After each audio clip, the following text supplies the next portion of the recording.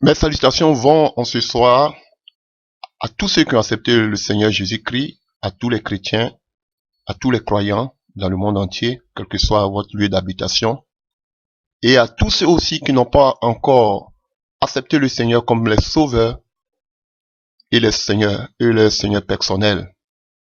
Et je prie que la grâce inouïe de Dieu soit votre partage. Je voudrais en ce jour échanger avec vous sur un point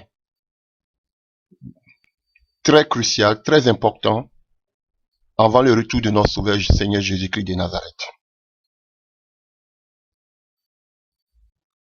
Vous avez plus ou moins entendu parler du mot réveil, le réveil spirituel. Alléluia. Et chacun a son opinion de ce que c'est que le réveil spirituel.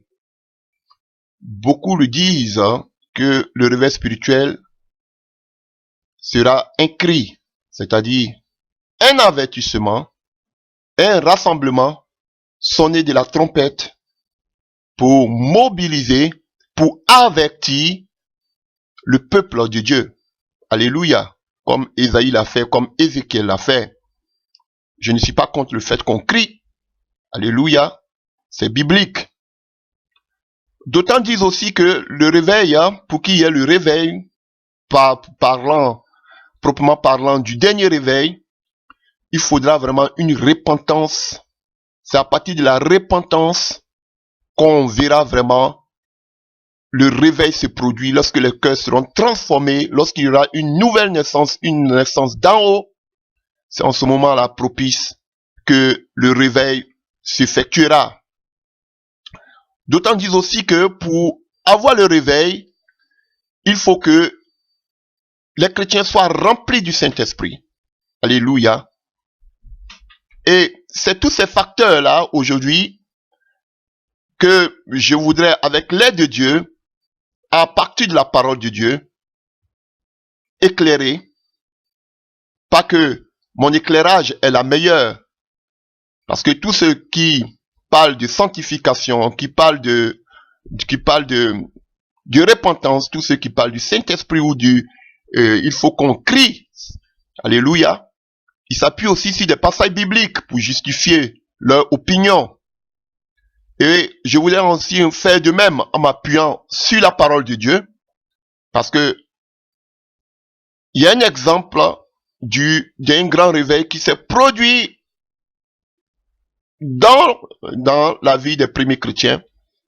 Et je voudrais vraiment m'appuyer, parce que comme Paul nous dit, tout cela a été écrit afin de nous servir d'exemple, alléluia, donc, et d'enseignement. Donc, je voudrais m'appuyer sur ces exemples pour voir ensemble, nous allons tous voir ensemble. Parlant des réveils, on a déjà eu un réveil qui s'est produit au temps des apôtres. Donc, il ne suffit pas seulement de donner des opinions ou bien de tergiverser, mais on peut s'appuyer puisqu'on a déjà des exemples dans la parole de Dieu. Je pense qu'il sera profitable pour chacun de nous, vraiment, pour enlever toute ambiguïté, de se fonder sur les écrits, pour voir quelle était la source du grand réveil qui s'est produit du temps des apôtres. Ceci étant, automatiquement, je voudrais commencer par la conclusion. Alléluia. Et quand je fouille ma Bible avec l'aide du Saint-Esprit, tout ce que je peux vous dire, frère, je respecte l'opinion de tout un chacun. Que ce soit le cri, il faut crier pour avertir, pour sonner de la trompette, je suis d'accord. Il faut la sanctification, il faut que les cœurs soient transformés, il faut une repentance sincère pour que le grand réveil se produise, je suis aussi d'accord. Il faut le Saint-Esprit pour que vraiment la puissance de Dieu se manifeste, pour que le réveil arrive, je suis aussi d'accord. Mais tout ce que je suis en train de citer, je pense que ça va se résumer dans ce que je voudrais dire en ce jour. C'est pourquoi je peux donner comme thème à cette prédication la prière, source de réveil. Je le répète, le thème que je peux donner à cette prédication, c'est la prière, source de réveil. Et avec l'aide de Dieu, nous allons nous promener dans la parole de Dieu, dans la vie des premiers disciples, alléluia, ceux qui étaient des témoins oculaires, qui ont vécu avec le Maître, nous allons voir quelle était la source du réveil. Alléluia. Donc, n'oublions pas même que Jésus-Christ de Nazareth, avant de choisir ses 12 disciples, a passé toute une nuit dans la prière. Alléluia. Vous verrez que rien dans le Nouveau Testament s'est fait sans la prière, frère. Et c'est tout cela que nous allons essayer de voir. Donc, que Dieu vous bénisse. Alléluia. Avant de commencer cette prédication parlant, je voudrais mentionner, je voudrais aussi dire à tous ces frères et à tous ces sœurs qui m'écoutent que je ne fais partie d'aucune dénomination, d'aucune appartenance religieuse. Je suis un serviteur de Dieu. Je suis l'esclave de Dieu, de Jésus-Christ de Nazareth. Alléluia. Je ne le fais pas pour un gain sordide. Je ne le fais pas pour faire de la concurrence. Alléluia. Ou pour attirer qui que ce soit à me suivre. Alléluia. J'ai une mission. Et c'est la mission de cette vision, de cette dernière réforme, de cette dernière trompette qui sonne. Alléluia. Non seulement c'est d'avertir le peuple de Dieu des temps dans lesquels nous vivons, c'est d'avertir le peuple de Dieu aussi face à tous ces mauvaises graines qu'on trouve aujourd'hui dans le ministère, dans l'œuvre de Dieu. C'est aussi, alléluia, aussi pour le rôle et cette vision que le Seigneur me donne, peut-être vous l'avez remarqué dans ses prédications, c'est d'encourager les enfants de Dieu. Qui que vous soyez, alléluia, partout que vous soyez, donc de vous encourager à ne pas vous minimiser. À savoir que le Seigneur aussi a déposé un dépôt en vous, que vous aussi, vous pouvez partir. Dieu n'est pas regarder seulement que les autres, frères. Voici la raison pour laquelle on me dit peut-être que je n'ai pas eu de grande bâtisse, ou bien que je n'ai pas eu peut-être une basilique. Parce que mon rôle, c'était pas d'attirer des gens à me suivre, mais mon rôle, c'était de ce que les gens soient formés, c'était de ce que les gens reçoivent la vision et que eux aussi allaient tout, ils partent l'annoncer à d'autres personnes. Mon rôle, c'était d'encourager les gens à ne pas regarder seulement que aux autres, mais d'avoir confiance au Seigneur, au Saint-Esprit, pour qu'eux aussi, ils puissent aussi savoir ce dépôt que Dieu a mis en eux. Voici la mission que Dieu me donne. Voilà pourquoi vous verrez que j'insiste, j'insiste beaucoup, à ce que chacun de vous expérimente la puissance du Saint-Esprit. Voilà pourquoi j'encourage les frères à aller eux-mêmes sur le terrain, à aller dans la moisson, à aller dans le champ. Mon rôle, ce n'est pas de vous captiver. Mon rôle, ce n'est pas de vous accaparer. Mon rôle, c'est de ce que vous-même aussi, vous puissiez savoir que Dieu a déposé quelque chose en vous et que vous ne devez pas vous sous-estimer face à toutes ces personnes. Frère, c'est la mission. C'est mon rôle. C'est ce que le Seigneur me demande. Voilà pourquoi, de la même manière que vous voyez aujourd'hui des miracles qui s'effectuent par les doigts, par les bras de d'autres personnes, sachez aussi que Dieu puisse le faire aussi avec vous. Quand on ne vous donne pas cette vision et qu'on vous enferme encore dans des enclos. Alléluia. Non. Vous n'êtes pas appelé seulement à regarder. Que ce soit Philippe le diacre ou bien Étienne n'ont pas regardé seulement que Pierre ou qu'on appelle ou Jean. Frère, ou Jacques, mais eux aussi ils sont partis, frère. À un certain moment, il faut que vous partez. Il faut que vous ayez aussi la maturité. Il faut que vous grandissez. Ne soyez pas des nains. Vous devez aussi grandir spirituellement. Alléluia. C'est ça, la mission pour laquelle le Seigneur m'amène. Voilà pourquoi vous verrez que je ferai beaucoup d'enseignements dans cette direction, dans cette lancée, pour motiver les enfants de Dieu. Ça n'a rien à voir. C'est vrai que il y a des dimensions de l'appel. C'est vrai qu'il y a des grâces particulières. C'est vrai que quand je parle de cela, Dieu ne fait exception de personne. Alléluia. Mais c'est vrai qu'il y a des personnes que Dieu appelle de façon particulière. Alléluia. Mais Dieu a déposé la grâce sur chacun de vous. Vous n'avez pas besoin d'attendre un certain nombre d'années pour que vous puissiez vous lever aussi pour partir, frère. C'est pourquoi il est important que vous puissiez croiser Dieu dans votre intimité. De là, vous pourrez partir, frère. Mais pas que quelqu'un vous dise que tu dois partir, mais que toi-même, c'est toi que le Seigneur doit envoyer. C'est toi-même qui dois rencontrer le Seigneur de façon personnelle, frère. Voici la mission à laquelle Dieu m'appelle, de fouetter en vous cette grâce que Dieu a déposée en vous, frère, pour que vous vous levez. Alléluia. Pas que vous soyez seulement que des spectateurs et regardez les autres. Dieu est en train de faire de grandes choses et vous applaudissez, frère. On veut te voir aussi t'élever. Ça, on veut te voir aussi t'élever. Alléluia. Ceci étant, nous prenons notre premier passage dans le livre des Actes des Apôtres. Et comme vous savez, le livre des Actes des Apôtres, écrit par le médecin Luc, il écrit les Actes des Apôtres. Alléluia. Et vous verrez que tout le monde le sait, hein, le livre des Apôtres est un livre incomplet. Alléluia. Parce que ce sont les actes que les apôtres ont posés, frère. Toi aussi, tu dois poser ton acte avec le Seigneur. Tu dois faire aussi ton expérience avec le Seigneur. Donc, ta place est là aussi dans les actes des apôtres.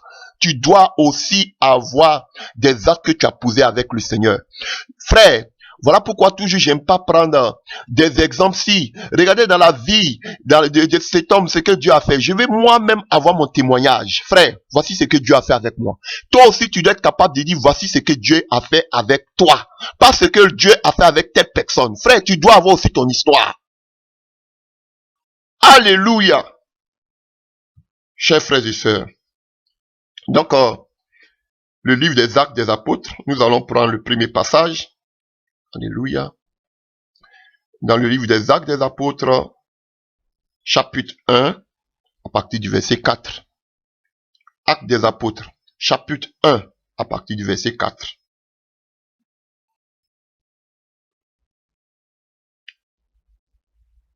On peut prendre à partir du verset 3 si vous voulez. Après qu'il eut souffert, il leur apparut vivant. Ça veut dire après que Jésus soit passé par le calvaire, par la souffrance, par la mort, la résurrection, il leur apparut vivant. Alléluia. Et leur en donna plusieurs preuves, se montra à eux pendant 40 jours et parlant des choses qui concernent le royaume de Dieu. Verset 4. Comme il se trouvait avec eux, il leur recommanda de ne pas s'éloigner de Jérusalem, mais d'attendre ce que le Père avait promis, ce que je vous ai annoncé, leur dit-il. Alléluia. Car Jean a baptisé d'eau, mais vous, dans peu de jours, vous serez baptisés du Saint-Esprit. Alléluia. Alléluia. On ne peut pas parler, frère, du réveil si on prend pas comme exemple le premier réveil qui s'est produit au temps des apôtres.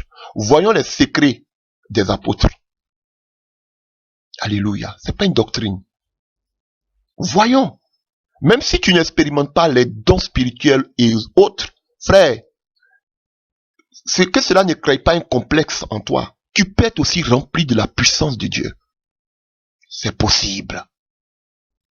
Donc ici, la première des choses que le Seigneur dit, après sa résurrection, il demande aux disciples de ne pas s'éloigner de Jérusalem, mais qu'ils devaient entendre. Attendre pour faire quoi? Pas entendre pour faire autre chose, mais ils devaient attendre quoi? Dans la prière. Frère, ils devaient attendre dans la prière. Attendez dans la prière. Alléluia. Attendez dans la prière. Vous devez chercher dans la prière. Alléluia. Et quand vous allez frapper dans la prière, on vous ouvrira la porte. Alléluia. Quand vous allez demander dans la prière, on vous donnera. Et quand vous allez, alléluia, quand vous allez chercher dans la prière, vous trouverez. Donc vous devez aspirer. Alléluia. Donc, voici ce que le Seigneur leur dit. Donc le fait d'attendre, s'ils étaient en train de pécher, ils n'allaient jamais recevoir le Saint-Esprit. Le fait d'entendre, ça veut dire qu'ils ont passé tout leur temps dans la prière pour activer cette prophétie que le Seigneur avait dit. Du moins avait dite. Écoutez-moi, frères et sœurs, nous faisons beaucoup d'erreurs dans ce sens. Beaucoup pensent que parce qu'on t'a donné une prophétie sur ta vie, cette prophétie-là risque de s'accomplir. Frère, c'est une erreur. Comme un adage le dit, le cimetière est rempli de visions non accomplies. Beaucoup avaient des projets et des visions. Le cimetière est rempli de projets non accomplis. Beaucoup avaient des visions. Beaucoup avec des projets. Ah, le lendemain, je ferai cela. Dans 5 ans, je vais faire cela. Jusqu'à ce que la mort les prenne. Ils sont morts avec leurs projets, on les a enterrés. Alléluia. On peut dire des prophéties sur ta vie. Mais si tu n'actives pas cela par la prière, tu ne verras jamais ces prophéties s'accomplir dans ta vie. Voilà pourquoi certains disent, ah, mais on m'avait dit que Dieu va m'élever, on m'avait dit que Dieu va me bénir, on m'avait dit que Dieu va m'utiliser, mais tu ne vois jamais ça dans ta vie. Pourquoi? Parce que tu n'as jamais activé cela par la prière. Alléluia. Voilà pourquoi le Seigneur dit dans la prière qu'il apprenait à ses disciples, demandez. Notre Père qui est au ciel, que ton nom soit béni, que ton règne vienne, que ta volonté soit faite sur la terre comme aujourd'hui. Donne-nous aujourd'hui notre pain quotidien. Pas le pain de demain, ni le pain d'hier, mais aujourd'hui. Ça veut dire qu'on doit demander continuellement, quotidiennement. Alléluia. Donc, frère, si tu vois que longtemps ils ont dit des choses sur ta vie que tu n'as pas vu cela s'accomplir, ça dépend de la manière dont tu as pris cette prophétie. Comment tu as activé cette prophétie pour qu'elle puisse se réaliser dans ta vie. Et seule la prière, c'est le cas ici avec les disciples. Jésus lui a dit, vous allez recevoir le Saint-Esprit, restez à Jérusalem. Mais s'ils prenaient le temps, aller à la pêche, s'ils prenaient le temps, alléluia, je sais pas, vaquer à d'autres occupations, ils n'allaient jamais voir le Saint-Esprit descendre sur eux. Vous allez me dire, mais Jésus avait prophétisé, Jésus a dit oui. Mais le fait que Jésus l'a dit, attendez à Jérusalem, attendez en ce lieu, mettez-vous dans la prière. Il n'a pas dit de vous balader, mais il dit restez en ce lieu, parce que chaque chose en son temps. Un moment où on cherche la face de Dieu dans l'intimité, un moment où on se cache, un moment où on sort. Frère, tu ne peux pas rester constamment, éternellement caché. Un moment arrivera où tu sortiras.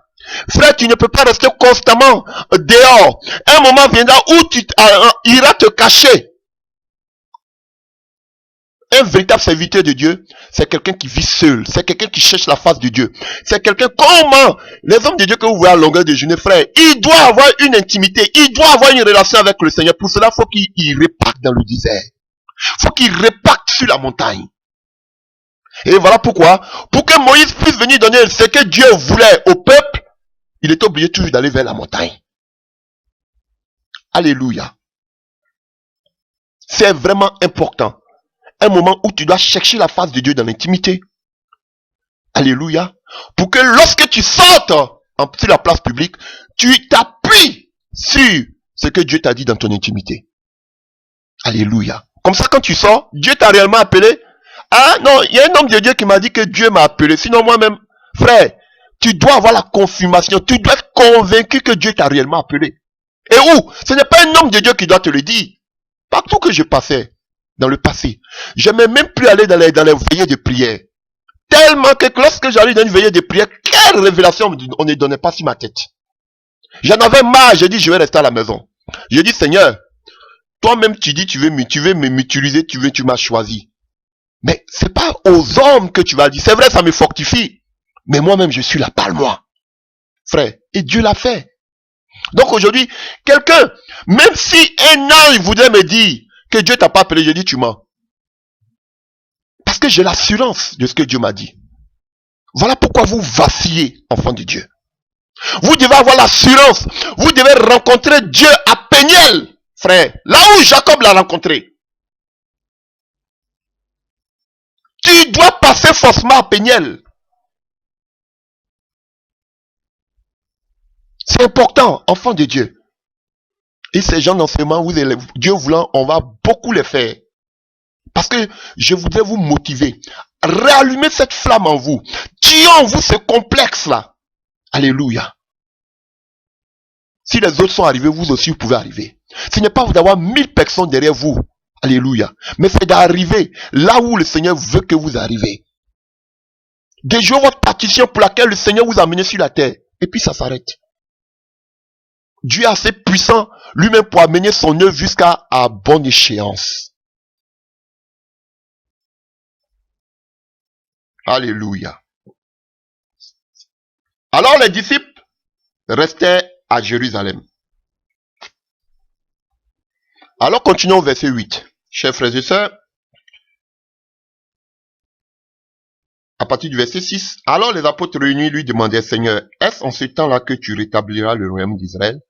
Il leur répondit, ce n'est pas à vous de connaître les temps ou les moments que le Père a fixés de la propre autorité, mais vous recevrez une puissance, le Saint-Esprit souvenant sur vous, et vous serez mes témoins à Jérusalem, dans toute la Judée, dans la Samarie et jusqu'aux extrémités de la terre. Frères, voici encore une deuxième erreur que nous commettons dans ces temps-ci. C'est tout nous les frères qui parlons de cette vision de l'enlèvement. Voici les disciples qui ne voulaient plus vivre sur la terre. Ils parlaient seulement des choses à venir. Ils parlaient de l'enlèvement. Ils parlaient du royaume. Ils parlaient des choses célestes. Le Seigneur dit, je sais. C'est moi-même je vous ai enseigné ces genres de choses. Mais pour le moment, vous êtes encore sur la terre. Le moment n'est pas encore venu. Le moment où on vous serait avec moi dans la gloire au ciel arrive. Mais pour le moment, vous avez une mission à accomplir. Fait. Et voilà la même erreur que nous sommes en train de commettre. C'est vrai que nous avons prêché sur l'enlèvement. Nous prêchons sur le retour du Seigneur Jésus-Christ de Nazareth. Et beaucoup veulent que nous nous arrêtons là. Frère, on ne peut pas s'arrêter seulement qu'à l'enlèvement. Pendant qu'on veut que le Seigneur vienne, qu'est-ce que nous faisons maintenant? On a entendu toutes ces prédications. On ne paye pas la dîme, c'est la loi. Oui, Église de Jésus, où es-tu? Oui, on a entendu tout ça. Le Seigneur revient bientôt. Sanctifions-nous. Alléluia. On va prendre tout notre temps à nous sanctifier et attendre. C'est la même chose que disaient les disciples ici. Seigneur, nous on est prêts pour être enlevés. On est prêts, on attend seulement l'enlèvement. On attend la fin des temps. On est prêts. Le Seigneur dit, arrêtez-moi ça. Arrêtez de rêver. Pour le moment, il y a une mission qui est là. Et c'est ce qui beaucoup nous font croire sur les chaînes.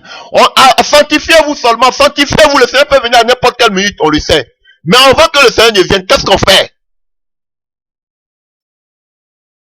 Alléluia. Le Seigneur dit ça, ce n'est pas votre problème. Si vous vivez dans la sanctification quotidiennement, le jour de l'enlèvement, vous allez partir. Mais en attendant que l'enlèvement se produise, vous avez une mission accomplie. C'est cette mission-là que beaucoup ne veulent pas. Ils veulent que vous restez à la maison, que vous vous sanctifiez. Sorcellerie. Alléluia. Alors le Seigneur dit quoi? Laissez, vous êtes déjà sauvés. Alléluia. Mais de la même manière que vous êtes sauvés, il y a beaucoup de personnes aussi qui doivent être sauvées. Que c'est égoïste. Bon, je considère que vous vivez dans la sanctification. Je considère que vous êtes sauvés. Et qu'est-ce que vous faites? Vous restez à la maison avec cette grâce que Dieu vous a donnée. Parce que les gourous vous ont dit de rester à la maison. Vous restez à la maison. Et ces frères et sœurs à travers le monde entier qui ont besoin aussi d'écouter ce message, qui ont besoin aussi de donner la vie au Seigneur, qu'est-ce qu'on en fait? Non, Dieu il est assez puissant pour s'en occuper. Moi, je veille seulement sur ma vie par la sanctification pour atteindre le retour du Seigneur. Même chose comme les disciples. Alléluia. Et on le verra plus tard. Qui sont restés à Jérusalem? On va voir. Vous dites que c'est le cri qui va déclencher, qui sera l'élément déclencheur du réveil. On va voir ce qui a fait déclencher le réveil. Chers frères et sœurs, arrêtez de nous en faire autre chose. Alors, le Seigneur l'a dit, laissez cette question d'enlèvement de côté. Vous êtes déjà sauvés, vous serez enlevés, alléluia, si vous vivez comme la parole de Dieu le veut. On sait, même pour l'instant, ce qui est primordial, ce qui est important, pour le moment, c'est que vous devez être remplis du Saint-Esprit. Vous recevrez une puissance. Vous devez être remplis du Saint-Esprit. Mais pourquoi était-il si important de recevoir le Saint-Esprit? Seigneur, nous on te parle de l'enlèvement, on te parle du royaume. Nous sommes fatigués de rester sur la terre. Nous on veut partir où tu es. Tu nous parles du Saint-Esprit. On n'a pas besoin du Saint-Esprit. On veut aller au ciel. Le Seigneur dit non. il est important pour vous. Comme il a dit lui-même, il est avantageux pour vous que je parte. Si je ne vais pas, le Saint-Esprit ne vient pas. Alléluia. Alléluia. Donc, il était avantageux pour nous que le Seigneur parte. Sinon, le Saint-Esprit ne venait pas. Et il dit, restez jusqu'à ce que vous recevez une puissance, la puissance du Saint-Esprit survenant sur vous. Alléluia. Mais le Saint-Esprit que Dieu donne, c'est pour une mission. Alléluia. Et voyons la mission. Pourquoi Dieu donne le Saint-Esprit? On voit ici, il a dit au verset 9. À partir du verset 8, on reprend. Mais vous recevrez une puissance, le Saint-Esprit, survenant sur vous.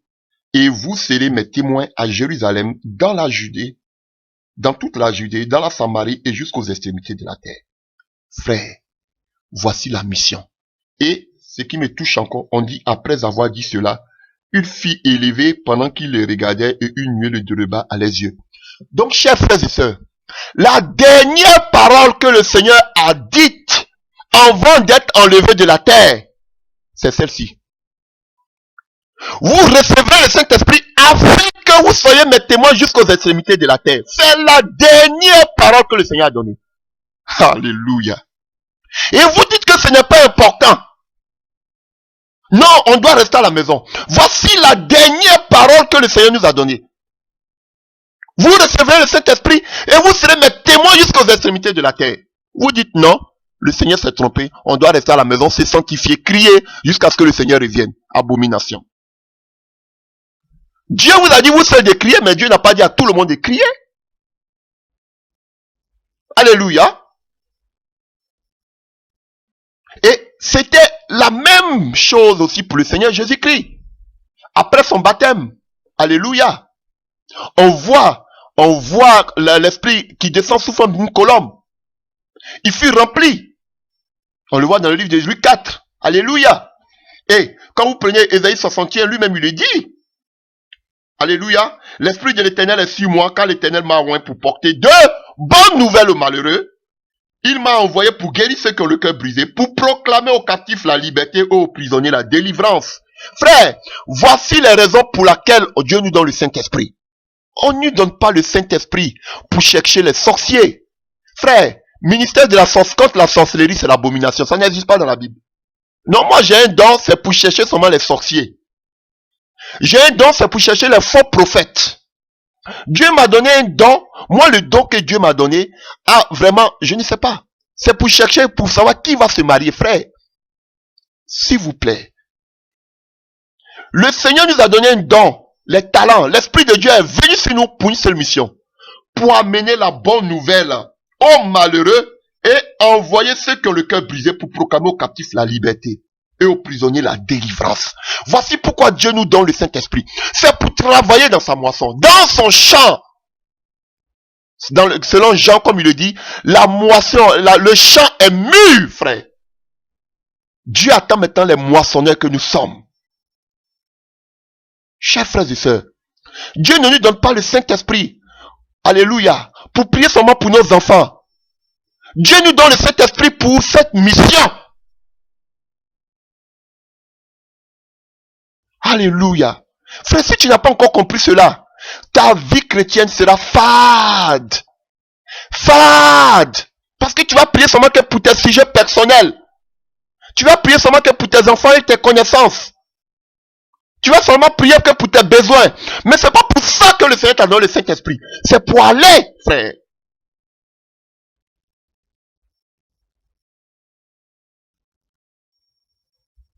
Alors, frère, et sœurs, le Seigneur fut enlevé sur la montagne des Oliviers. Vous voyez, je vous dis, je l'ai dit une fois. Frère, si tu n'as pas le Saint-Esprit, il sera difficile pour toi d'être enlevé. Je vous dis la vérité. Vous dites que je suis extrémiste, mais je vous dis la vérité. Il ne faut pas qu'on vous caresse dans le sens du poil. Tu n'as pas le Saint-Esprit, tu ne seras pas enlevé. Voici une démonstration encore ici. Ils étaient tous sur la montagne des Oliviers. C'est à partir de la montagne des Oliviers que Jésus-Christ fut enlevé. Alléluia. Et la montagne des Oliviers encore s'appelle la montagne de Gethsémane. Qui signifie quoi? Pressoir à huile. Olivier, vous dites olivier, olive. pressoir à huile. Et l'huile est symbole du Saint-Esprit. C'est le Saint-Esprit qui fit monter le Seigneur Jésus-Christ de Nazareth. Alléluia. Rien à voir la théorie de la gravité. C'est le Saint-Esprit qui le fit monter. Donc, ceux qui vont être enlevés, ce sont des gens aussi qui ont le Saint-Esprit en eux. Ah frère, c'est la vérité. Faut pas qu'on vous mente. Continuons.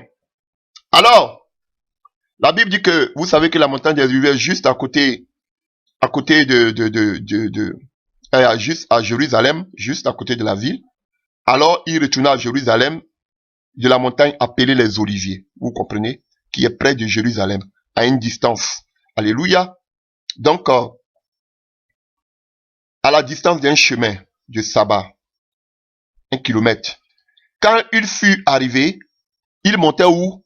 Dans la chambre haute, comme je vous disais tantôt. Quand ils sont arrivés à Jérusalem, ils ne sont pas allés se balader pour dire, venez voir, on a vu le Seigneur Jésus-Christ, il est enlevé devant nous.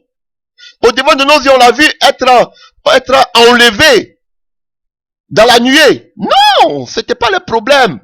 Ils ont compris quelle était la pensée du Seigneur Jésus-Christ de Nazareth. Regardez ce qu'ils font. Ils reviennent de la montagne des Oliviers. Oh, alléluia. Parce qu'il y a une révélation qui me vient déjà dans la tête, frère. Écoutez. Alléluia. On va me traiter que... Bon, on va me dire peut-être que je suis en train de blasphémer. Alléluia. Mais regardez, quelque chose qui se passe déjà. Ils viennent de la montagne des Oliviers. Vous savez que déjà, depuis la montagne des Oliviers, depuis que le Seigneur a enlevé, et était enlevé au devant d'eux, déjà l'onction commençait à agir déjà à partir de la montagne des Oliviers. Alléluia. Et qu'est-ce que fait le Saint-Esprit? Le Saint-Esprit ne les conduit pas n'importe où. Le Saint-Esprit les conduit quoi? Je dois vous remplir. Mais regardez, voici ce que je vous dis. Ne partez pas vous promener, ne partez pas vaquer à vos occupations. Entrez directement dans ma présence par la prière. Alléluia. Et qu'est-ce qui se passe? La Bible déclare que quand il fut arrivé au verset 13, il montait dans la chambre haute où il se tenait d'ordinaire. C'était Pierre, Jean, Jacques, André, Philippe, Thomas, Barthélemy, Matthieu, Jacques fils d'Alphée, Simon le Zélote et Jude fils de Jacques. Tous, d'un commun encore, persévéraient dans la prière avec les femmes et Marie, mère de Jésus, avec les frères de Jésus. Même Marie même avait besoin du Saint-Esprit. Alléluia. Chers frères et sœurs, ils étaient environ 120 personnes dans cette chambre haute. Alléluia. Généralement associés au deuxième étage. Frères, ils étaient en hauteur spirituelle. Ils ont commencé tous d'un commun accord à élever la voix vers l'Éternel. À commencer à prier. Frères, ils n'étaient pas encore baptisés. Ils ne parlaient pas en langue pour le moment. Alléluia. Ils ont commencé à prier, frères. Ne pensez pas qu'il faut seulement parler en langue. Frère, quand j'ai commencé à parler en langue, frère, je faisais partie d'un groupe d'intercession, frère. Je ne parlais même pas en langue. Tous ceux autour de moi, tu veux développer ta vie de prière, commence à beaucoup prier avec les frères qui sont appelés à l'intercession. Je commençais à prier. J'étais dans le groupe d'intercession. Je priais. Pendant que tous autour de moi étaient baptisés du Saint-Esprit. Ils parlaient tous en langue. Je priais. Je parlais seulement que dans ma langue, pas dans la langue vernaculaire, mais je parlais comme le français, c'est ma langue maternelle. Je priais toujours dans la langue française. Frère, mais à un moment, et j'ai développé une vie de prière. Frère, j'ai développé une vie de prière. Et maintenant, quand le baptême du Saint-Esprit, parce que le parler en langue, c'est un aspect physique qu'on peut voir du baptême dans le Saint-Esprit. On vous enseigne pas ça, c'est la vérité biblique. Frère, je suis pas pentecôtiste, mais je vous dis la vérité biblique. Alléluia. Mais je vais pas parler sur le parler en langue. On n'imite pas le parler en langue. C'est un don. Parce que le diable aussi parle en langue. Alléluia.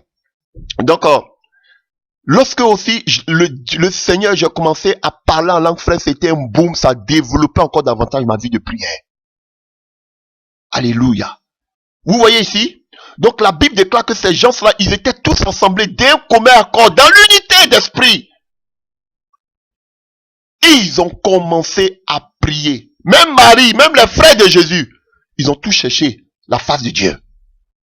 Ah frère, ça n'a rien à voir à faire des familles. Tout le monde se cherchait.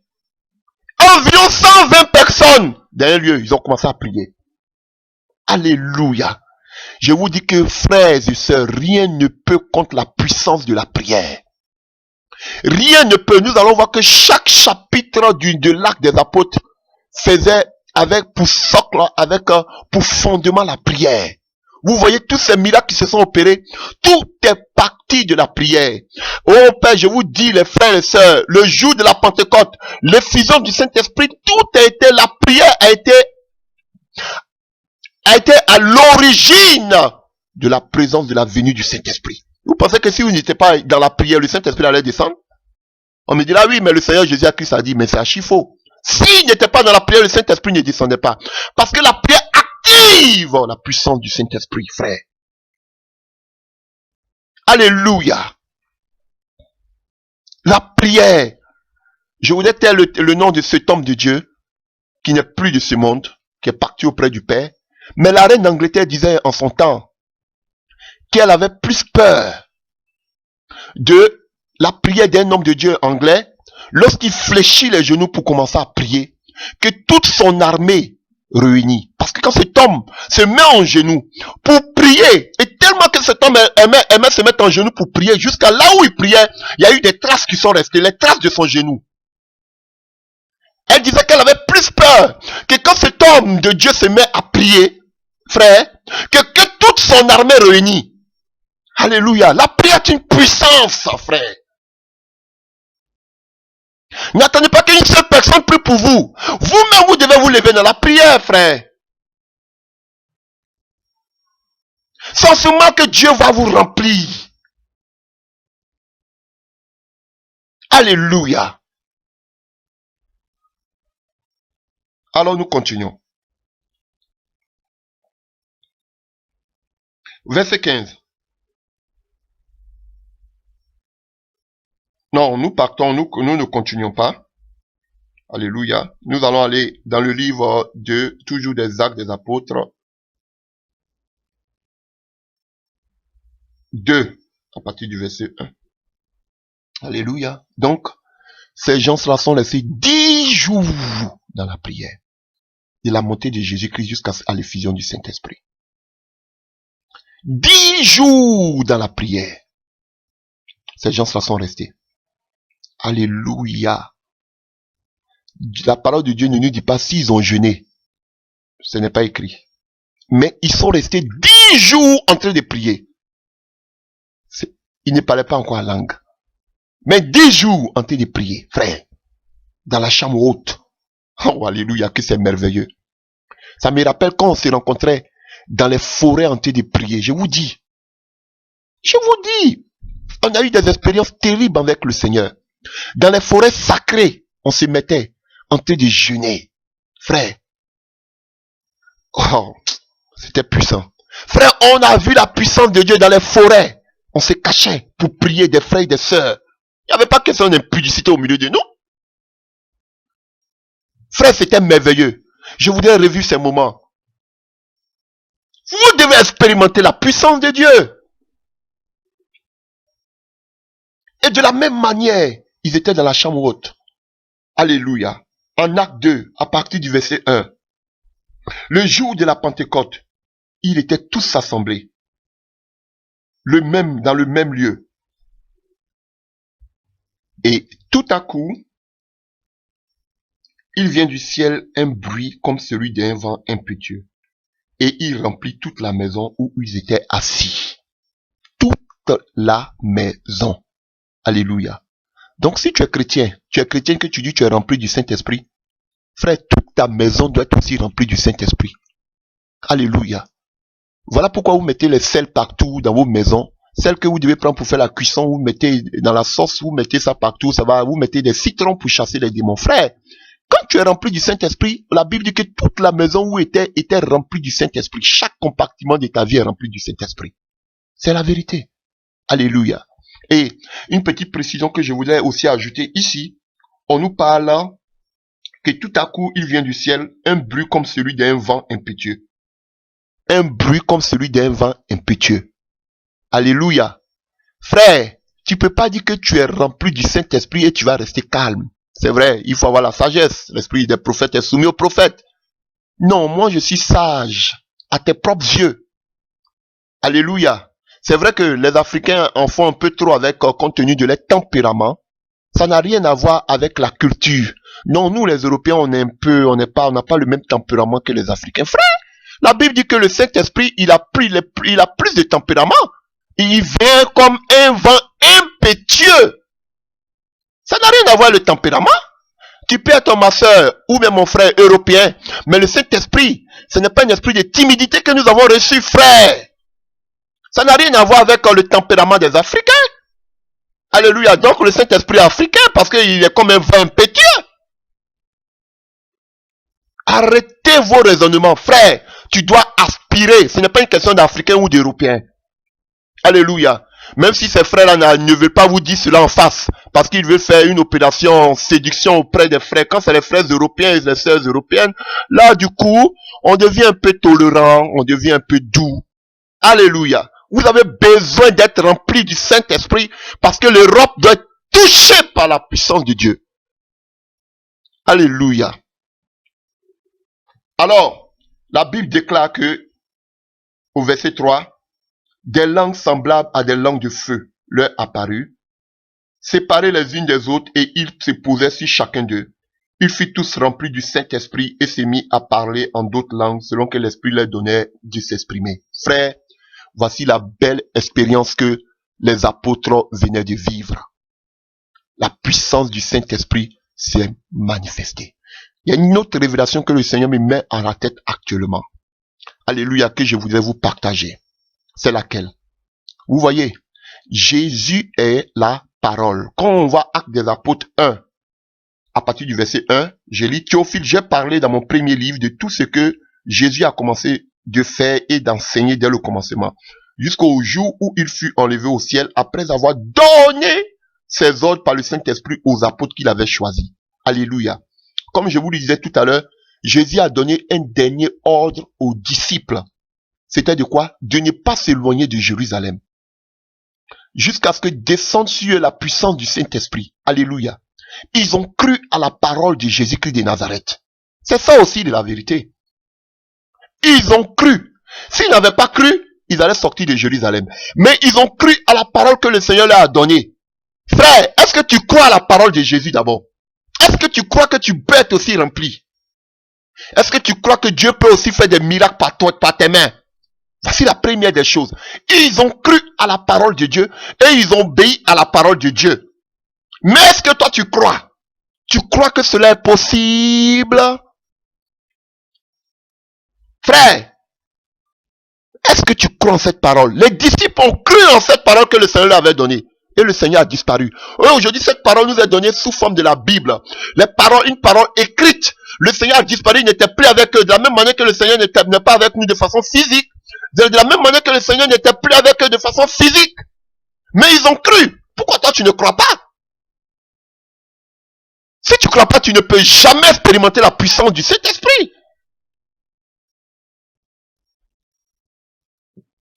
Alléluia. Et sans suivi, frère, après cette belle expérience, alléluia, un grand réveil. Alléluia. Un grand réveil s'est produit après cette grande expérience qui est le jour de la Pentecôte. Chers frères et sœurs, et la première des choses que le Saint-Esprit a fait dans leur vie, c'est de tailler leur ancienne nature. Frère, parce que si tu n'es pas taillé, si ta nature n'est pas taillée, quel que soit le Saint-Esprit, si tu dis que tu as le Saint-Esprit, il doit tailler ta nature, il doit tailler ta colère, il doit tailler ta honte, il doit tailler la mauvaise vie que tu vivais. Quand tu as le Saint-Esprit, il vient, il taille. Dans ta vie, c'est le premier travail du Saint-Esprit. C'est de te convaincre de pécher. Frère, c'est la vérité. Le Saint-Esprit ne vient pas seulement pour faire des miracles. La première des choses, il vient pour te convaincre de pécher. Il taille ton ancienne nature en toi. C'est ce qu'il a fait avec Pierre. Pierre, un homme qui avait trahi le Seigneur Jésus-Christ, qui avait toujours honte, qui était complexé, qui avait la colère en lui. La première des choses, c'est de tailler cela en Pierre. De telle sorte que Pierre pouvait se tenir maintenant devant tout le monde. Sa honte était passée. Son handicap était passé. Son complexe d'infériorité, parce qu'il était pécheur, était passé. Pécheur des poissons, bien évidemment. Était passé. Alléluia. Et regardez, les gens même les traitaient des Galiléens à cause de leur manière de parler. Mais comment nous, on peut les attendre dans notre langue? Frère, quand le Saint-Esprit se produit, frère, je vous dis la vérité, c'est même qui vous parle même de, il faut crier. Je suis d'accord. Mais regardez, qu'est-ce qu'il faut qu'aujourd'hui, ils avancent dans le ministère? C'est pas le fait qu'ils crient. C'est l'onction qui accompagne le ministère. Frère, il faut que l'onction, vous avez vu, lorsque l'onction s'est produite, cette onction s'est produite du moins, excusez-moi. Lorsque cette onction s'est produite, frère, automatiquement, ils n'ont même pas, ils sont pas allés courir derrière les gens. Mais on voit automatiquement que les gens ont commencé à courir parce qu'ils savaient qu'il y avait le Saint-Esprit. Frère, il faut le Saint-Esprit. Dans ces temps de la fin, il faut la puissance du Saint-Esprit pour le dernier réveil. Alléluia. Et frère, que nous dit la parole de Dieu à partir du verset 41. Frère, cette prière qui a engendré le Saint-Esprit, alléluia, a permis qu'on ait 3000 âmes converties. Seulement que par la prière. Frère, la prière a déclenché un grand réveil. En un seul jour, 3000 personnes sont converties. C'est ça, la puissance du Saint-Esprit. 3000 personnes sont converties par la prière. Et chers frères, je pense que nous avons beaucoup de travail à faire. Regardez nous-mêmes qui parlons du Saint-Esprit. Regardez ceux qui ne parlent même pas de la puissance du Saint-Esprit. Les dénominations, les vigouras, les temples sont bondés du monde. Comme le temple de Baal en son temps était bondé du monde. Pourquoi Dieu a envoyé Élie? Regardez. Pourquoi? Parce que l'église est morte. L'église est endormie. Regardez, ceux qui ne parlent même pas du Saint-Esprit. Regardez comment, oh alléluia, regardez comment les temples sont pleins. Alléluia. Il parle de quoi? De la bénédiction. Il parle de la prospérité. Frère, les temples sont pleins. Et nous, qu'est-ce qu'on fait? On est en train de se chamailler. On dort. On crie. Mais les temples sont pleins. On ne fait rien. Pourquoi? Parce que le diable est subtil. Il fait de telle sorte que les gens n'aspirent pas au Saint-Esprit. On n'a pas besoin du Saint-Esprit, c'est ce qu'ils disent. Alléluia. Pendant qu'on y est, je vais donner un exemple. J'ai connu, là où j'étais, j'ai connu dans une assemblée ici, ah bon, excusez-moi pour le thème, ce n'est pas raciste, mais dans une assemblée en majorité composée seulement que d'Européens. Alléluia. J'avais connu un homme très riche. Ici, j'avais connu un homme très riche. Alléluia. Qui voulait même me corrompre. Alléluia. Et cet homme très riche, vous savez ce qu'il m'a dit? Il m'a dit, Amédée, je lui parlais de tout cela, de cette vision, de l'enlèvement. C'est qu'on ne prêchait jamais dans ce temple-là. Je lui prêchais du Saint-Esprit, du péché. Je lui parlais de tout. De tout. Mais cet homme, qui a une société, m'a dit, on dirait dans les cartes, il m'a regardé et il m'a dit, tu sais quoi, Amédée? On n'a pas besoin du Saint-Esprit. Je lui ai dit, mais pourquoi? Il dit, on n'a pas besoin de Dieu en Europe. Il fait partie de l'assemblée. On n'a pas besoin de Dieu en Europe. Pourtant, il fait partie de l'assemblée. Hein? On n'a pas besoin. Je lui ai dit, mais pourquoi? Il me dit, mais c'est l'Afrique qui a besoin de Dieu. Je lui ai dit, pourquoi? Il dit, parce que vous êtes pauvres. En Europe, nous avons tout. Quand on est malade, on a la science. On a les biens. Donc, pourquoi on va chercher Dieu? Puisqu'on sait ça, on se suffit, on a tout. Frère, voici ce message que les gens leur prêchent. Ils n'ont pas besoin maintenant de pourquoi je dois pleurer pour chercher une délivrance, pour chercher une guérison, alors que la médecine est là. Frère, voilà pourquoi nous devons être remplis du Saint-Esprit. Frère, pour confondre les médecines. Je vous dis la vérité, frère. Je suis allé voir le fils d'un frère à l'hôpital. J'ai croisé un Hollandais dans l'hôpital. Et le fils me demande, est-ce que je peux prier pour cet homme? Je suis allé vers lui, j'ai dit, vous croyez en Jésus? Je me dis, non, mais j'ai dit, est-ce que vous, j'ai un peu évangélisé cet homme-là. Je lui ai dit, Jésus est puissant. Il peut vous guérir si vous croyez en lui. Il m'a dit oui. J'ai dit, mais pourquoi vous pleurez? Il m'a dit non, parce que je sais, mon père, tous mes parents sont morts de cette maladie. Et je sais que si on me perd de cette maladie, je vais aussi mourir. C'était un Hollandais, un Européen. Je lui ai dit, tu crois au Seigneur Jésus? Il m'a dit oui. J'ai dit, je prie pour toi. Demain, tu es à la maison. Est-ce que tu crois en cela? Il m'a dit oui, je crois. Frère, automatiquement, j'ai prié pour ce frère. J'ai rendu visite. Je suis sorti de l'hôpital. Je suis parti. 2 jours plus tard, le père du fils en question m'appelle. Et il me dit, mais qu'est-ce qui s'est passé à l'hôpital? J'ai dit, pourquoi? On m'a dit, mais on devait opérer. Oui, parce que ce que j'ai oublié, on devait opérer cet enfant le lendemain. Lui ai dit qu'on ne t'opérera pas. Tu sortiras demain. Et effectivement, après les analyses, ils ont trouvé qu'il n'y avait plus de mal. Le cancer avait disparu dans le corps de ce fils, de cet homme-là. Alléluia. Il n'a pas pu être opéré. Les gens étaient étonnés. Et ce frère-là m'a appelé pour me rendre ce témoignage. Frère, on a besoin de gens remplis du Saint-Esprit pour confondre la science de nos frères européens qui sont athées. Qui sont athées.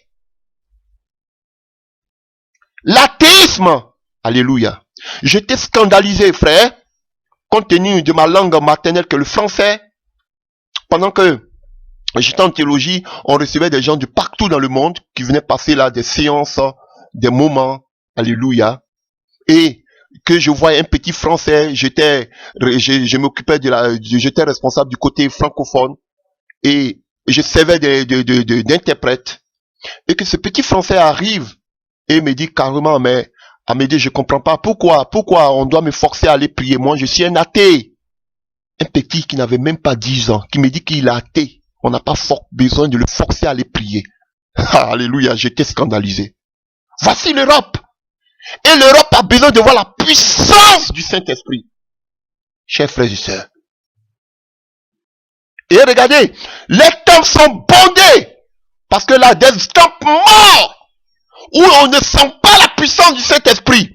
Mais où on parle seulement que de la prospérité, du bien-être. Mais les temps sont bondés. Nous, on se maltraite ici en train de parler du Saint-Esprit. Mais qui n'arrive même pas, qui ne produit jamais un changement. On parle de réveil, mais c'est un réveil seulement qui est limité seulement qu'à nous. Dans notre petite lieu où nous nous tenons. Et nous consolons pour dire que oui, c'est pas tout le monde qui va être enlevé. Nous, on doit nous sanctifier, frère. On va voir que le Saint-Esprit qui était avec les apôtres ont touché l'humanité. Un réveil local. Alléluia. Comme l'eau de Bethesda, là où l'ange venait. Et puis là, il y avait seulement que le réveil.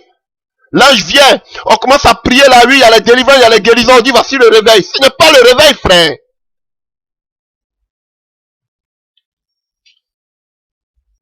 Une seule journée, 3000 personnes converties. Frère, ce n'est pas une question de Pierre. C'était tout le monde, au moins 120 personnes qui se sont mis à la tâche. Mais pourquoi vous voulez rester à la maison? Qu'une seule personne n'a qu'à se jouer les zéros. Et vous applaudissez. Ils étaient au moins 120 personnes, les apôtres, même les frères de Jésus, la mère même de Jésus était là. D'autres femmes. Frère, pourquoi on ne se met pas tous ensemble là? Pourquoi on dit qu'ils étaient tous un? Pourquoi on ne se met pas tous ensemble pour implorer la grâce de Dieu, pour chercher la face de Dieu, la puissance de Dieu? Et encore, chacun se met dans son groupe, chacun se met dans son coin. Ça, c'est ma partie. Vous coupez l'œuvre de Dieu comme un gâteau. Ça, c'est mon morceau. Là, ici, ça, c'est mon territoire. Frère, égoïsme, hypocrite que vous êtes. On a besoin tous de se mettre la main dans la main pour invoquer le Seigneur pour qu'il y ait un réveil. Non, chacun recherche son propre réveil, ses propres intérêts. Et on empêche les autres de se lever. On ne dit pas que c'était seulement que les apôtres qui étaient dans la chambre haute. Mais on dit que c'était au moins 120 personnes. Y compris les enfants, les femmes. Y compris même les frères de Jésus. Y compris même la mère de Jésus. Alors pourquoi tout le monde ne peut pas se mettre ensemble? Pour que tout le monde aussi soit rempli du Saint-Esprit. Non, nous seulement on doit être remplis du Saint-Esprit. Nous seulement on doit faire des miracles. Vous, restez à la maison. Sorcellerie. Alors, chers frères et sœurs, la prière, non seulement la première des choses, les disciples ont cru à la parole de Dieu. Tu dois croire aussi à la parole de Dieu. À ce que Jésus leur a dit, de rester à Jérusalem, il va venir la puissance. Ils ont obéi à la parole de Dieu. C'est la première des choses, obéir à la parole de Dieu. Ils ont obéi à ce que Dieu leur a dit. Alléluia. Et de là, ils ne se trouvaient pas n'importe où. Ils étaient à Gethsemane, ils étaient là, le pressoir, là où le Saint-Esprit découle. Alléluia. De là, ils sont allés dans la chambre haute, dans l'intimité. Alléluia. Et là, ils étaient d'un commun accord. Alléluia. Et les prières pendant 10 jours, jour et nuit, ils ont invoqué la puissance de Dieu. Ils ont prié. Et la prière a déclenché le royaume des cieux. A dérangé le royaume des cieux. Et alors la promesse s'est accomplie. Par la prière, la promesse s'est accomplie. La prière a déclenché la Pentecôte. La prière a invoqué le Saint-Esprit. Frère, on va voir aussi ce que la prière a déclenché. La prière n'a pas seulement déclenché la venue du Saint-Esprit, mais nous allons voir chacun au chapitre des Actes des Apôtres de la prière. Alléluia.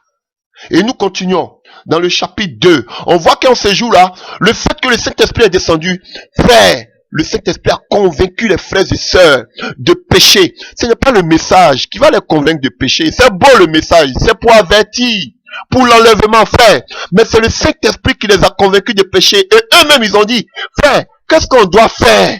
Qu'est-ce qu'on doit faire? Dites-nous ce qu'on doit faire. Répentez-vous, soyez baptisés, que chacun de vous reçoive le Saint-Esprit, qu'il soit sauvé, frère. Le Saint-Esprit a créé en eux la conviction de péché. Il convaincra le monde de péché. C'est le Saint-Esprit qui l'a fait. Ce n'est pas le fait de prier seulement. Si ces secrets sont dévoilés, on les attendait parler dans leur propre, oh alléluia, merci Seigneur pour la révélation. On les attendait parler chacun dans sa propre langue, frère.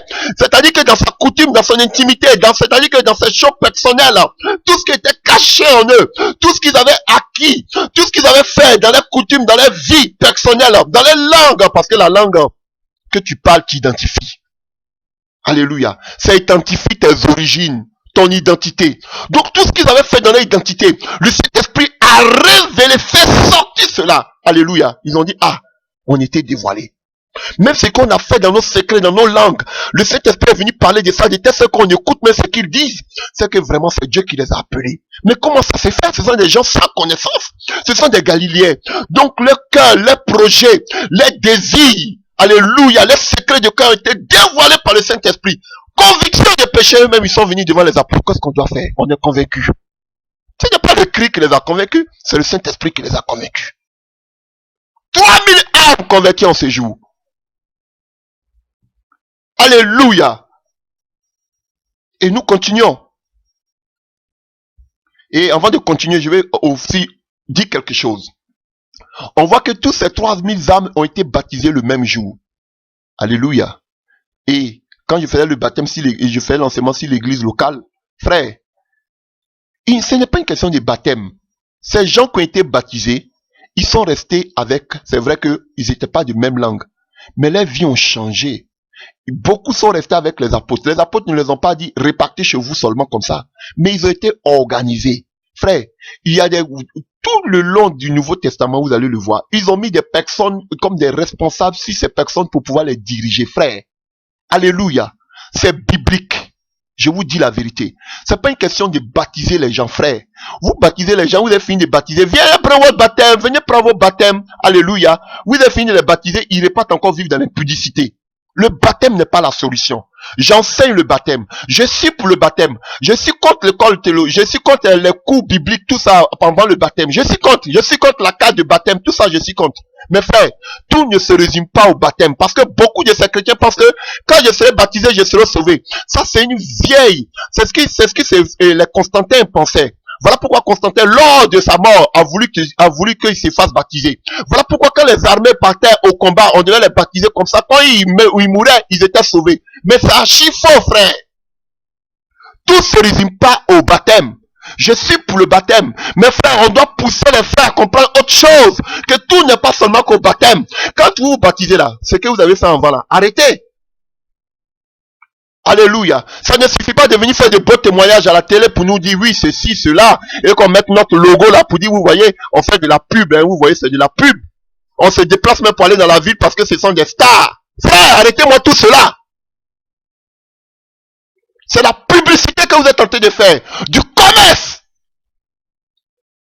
Voilà. Parce que c'est quelqu'un de connu. Donc il faut qu'il y ait du tapage médiatique. Au moins comme ça, par son baptême, ça va faire venir d'autres personnes.